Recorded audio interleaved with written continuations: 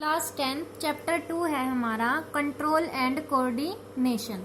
इस चैप्टर में हम क्या पढ़ेंगे कि लिविंग ऑर्गेनिज्म को हम कंट्रोल, उसको कोऑर्डिनेट हम कैसे करते हैं। तो देखो, सबसे पहले आप फर्स्ट चैप्टर में आपने पढ़ा होगा लिविंग और नॉन लिविंग में डिफरेंस। अब कोई भी लिविंग चीज़ है वो किसी भी चीज़ के लिए रिएक्ट करती है तो उसे हम क्या बोलेंगे, वो किसके कारण करती है? स्टिमुलाई के कारण। The changes in the environment to which the organism respond and react are called stimuli. Environment में कोई भी चेंज होने के कारण ऑर्गेनिज्म रिस्पॉन्स करता है, उसके लिए रिएक्ट करता है, उसे हम क्या कहेंगे? स्टिमुलाई। अब देखो, जैसे लाइट के लिए करेगा, हीट के लिए, कोल्ड के लिए, साउंड के, स्मेल के, किसी भी चीज के, दर्द, पेन के लिए, वाटर, किसी भी चीज के लिए कर रहा है, वो हमारे क्या है? स्टिमुलाई। अब देखो, इस चैप्टर में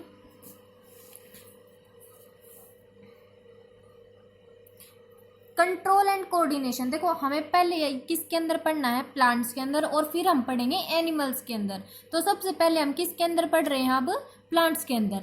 तो प्लांट्स के अंदर देखो, हमारे जैसे हमारे पास आईज है, ईयर है, नोज है, टंग है, ये सेंस ऑर्गन है 5। लेकिन प्लांट्स के अंदर ऐसा कोई भी सेंस ऑर्गन नहीं होता। अब नहीं होता तो वो रिस्पॉन्स कैसे करते हैं? उसके पास रिस्पॉन्स करने के लिए क्या होता है? हॉर्मोन्स प्रेजेंट होते हैं। क्या होते हैं? हॉर्मोन्स। अब जैसे देखो, इसमें पहले तो हम कुछ प्लांट्स हॉर्मोन्स के बारे में पढ़ेंगे, फिर उनके रिस्पॉन्स के बारे में पढ़ेंगे। तो देखो, सबसे पहले हम पढ़ रहे हैं प्लांट हॉर्मोन्स। प्लांट हॉर्मोन्स होते हैं हमारे 4 टाइप के। सबसे पहला आता है हमारा ऑक्सिन्स, नंबर 2 है गिबरलिन्स, फिर है साइटोकाइनेसीज, और फिर है हमारा एब्सिसिक एसिड, जिसे हम क्या कहेंगे? ADA। देखो, प्लांट हार्मोन हमारे 4 टाइप के होते हैं। सबसे पहला ऑक्सिन, फिर गिबरलिन, फिर साइटोकाइनेसीज, और फिर एब्सिसिक एसिड। अब सबसे पहले हम पढ़ेंगे किसके बारे में? ऑक्सिन के बारे में। ऑक्सिन जो है वो क्या काम करता है? हमारा सेल इनलार्जमेंट को प्रमोट करता है। सेल इनलार्जमेंट को क्या करेगा? प्रमोट करेगा। सेल डिफरेंशिएशन में हेल्प करेगा, फ्रूट की ग्रोथ को प्रमोट करेगा, और लाइट के लिए जो रिस्पॉन्स होता है, और ग्रेविटी के लिए, लाइट के लिए और ग्रेविटी के लिए, वो भी इसी के कारण से होता है। और यानी कि हम कह सकते हैं, ये मैं आगे बताऊंगी कि फोटोट्रॉपिक और जियोट्रॉपिक रिस्पॉन्सेज के लिए रिस्पॉन्सिबल कौन सा हार्मोन होगा? हमारा ऑक्सिन हार्मोन। फिर हमारा आता है गिबरलिन। गिबरलिन का क्या काम आता है? कि ये भी हमारा सेल इनलार्जमेंट को प्रमोट करेगा, सेल डिफरेंशिएशन को भी करेगा। लेकिन ये काम तभी करेगा जब हमारी किसकी प्रेजेंस होगी? ऑक्सिन की प्रेजेंस होगी। अगर ऑक्सिन नहीं होगा तो ये गिबरलिन काम नहीं करेगा। और ये किस में भी हेल्प करता है? Breaking of dormancy in seeds and birds, fruit की ग्रोथ को भी प्रमोट करेगा ये। फिर आता है हमारा साइटोकाइनेसीज।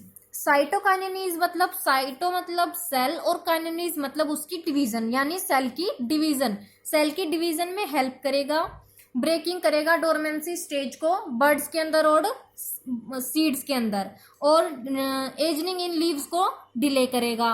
और इसका एक अलग फंक्शन क्या है हमारा? किसके अंदर काम करेगा? ये स्टोमेटा को ओपन करने के काम करेगा, फ्रूट की ग्रोथ में हेल्प करेगा। फिर आता है हमारा एब्सिसिक एसिड। एब्सिसिक एसिड क्या करेगा? ये ग्रोथ इनहिबिटर है, मतलब ग्रोथ को रोकेगा। और डोरमेंसी स्टेज को, देखो बाकी 3 जो हार्मोन थे वो डोरमेंसी स्टेज को ब्रेक कर रहे थे, ये क्या करेगा? प्रमोट करेगा।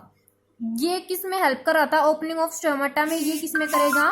क्लोजिंग ऑफ स्टोमेटा में। और ये wilting and falling of leaves में भी को भी प्रमोट करेगा, मतलब पतझड़ जो होती है जिसे हम कहते हैं। फिर आती है हमारी प्लांट्स की कुछ मूवमेंट्स के बारे में। प्लांट्स की मूवमेंट्स हम पढ़ेंगे। देखो, प्लांट्स की मूवमेंट्स में सबसे पहले टॉपिक है एक ट्रोपिज्म। ट्रोपिज्म क्या होता है? कि डायरेक्शनल और नॉन डायरेक्शनल रिस्पॉन्स को ही हम क्या कहते हैं? ट्रोपिज्म। मतलब अगर देखो, उसके टुवर्ड्स, अगर किसी भी स्टिमुलस जैसे मैंने बताए थे, जैसे लाइट हो गया, कोई भी वाटर हो गया, ग्रेविटी हो गई, वो सारे क्या है? स्टिमुलाई। अगर उस स्टिमुलाई के टुवर्ड्स में रिस्पॉन्स कर रहे हैं तो कौन सा होगा हमारा पॉजिटिव ट्रोपिज्म।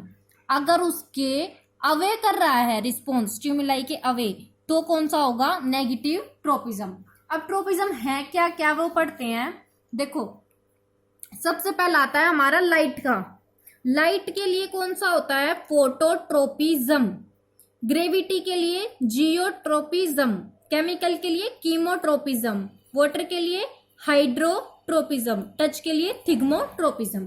अब ये सारी देखो, अब जब भी इसके टुवर्ड्स अगर लाइट के टुवर्ड्स मूव होगा तो उसे हम कहेंगे पॉजिटिव फोटोट्रोपिज्म। अगर उसके अवे हुआ तो क्या हो जाएगा नेगेटिव फोटोट्रोपिज्म। ऐसे इन सबके पॉजिटिव और नेगेटिव हो जाएंगे। फिर देखो अब जैसे इसमें ये दे रखा है कि लाइट के लिए देखो सबसे पहले फोटोट्रोपिज्म जो लाइट के टुवर्ड्स मूव करे। अब जैसे यहाँ पे सनलाइट है ये, और ये हमारा कोई भी प्लांट रखा है, इस कमरे में कोई भी लाइट नहीं है, यहाँ पे एक कॉर्नर पे एक खिड़की खुली छोड़ दी हमें जहां से क्या आ रही है हमारी लाइट आ रही है।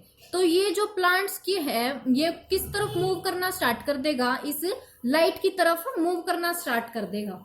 तो इसे हम इससे क्या कह सकते हैं कि फोटोट्रोपिज्म, लाइट की तरफ इसने क्या किया रिस्पॉन्स किया।